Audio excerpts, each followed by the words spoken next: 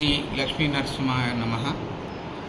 ఈ నెల 23వ తేదీ ఉదయం 9:37 మాన్యశ్రీ రేవంత్ రెడ్డి గారు గౌరవ ముఖ్యమంత్రి వర్యులచే శ్రీ లక్ష్మీ నరసింహ స్వామి వేద పాఠశాల టెంపుల్ సిటీ నందు శంకుస్థాపన చేయబడుతుంది. దీనికి కంచి పీఠాధిపతి శ్రీ శంకర విజయేంద్ర సరస్వతి స్వామివారు వేచేసి వారి మాదాశీస్సులను అందిస్తారు.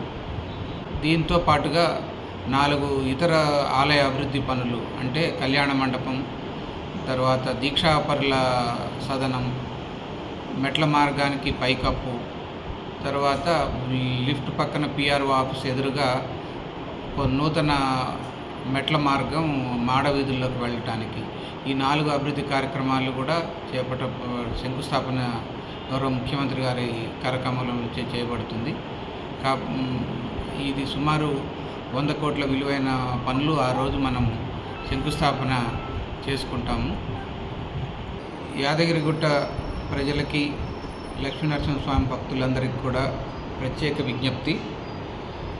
మన ఆహ్వానాన్ని మన్నించి కంచి కామకోటి పీఠాధిపతులు, పరమహంస పరివ్రాజకాచార్యులు శ్రీ శ్రీ శ్రీ శంకర విజయేంద్ర సరస్వతి స్వామివారు ఈ నెల 22వ తారీఖు సాయంత్రం 4 గంటలకి మన లక్ష్మీనరసింహస్వామి దేవస్థానానికి విచ్చేయుచున్నారు.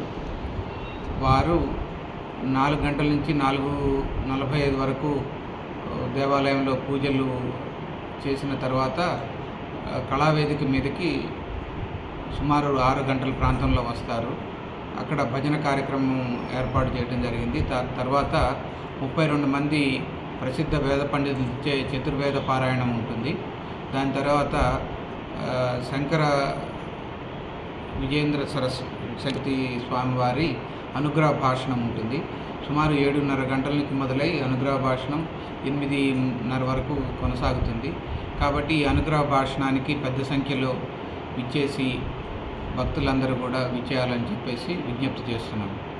ఇది చాలా గొప్ప అవకాశం. ఈ అవకాశాన్ని భక్తులందరూ కూడా వినియోగించుకోవాలని చెప్పి కోరుకుంటున్నాం.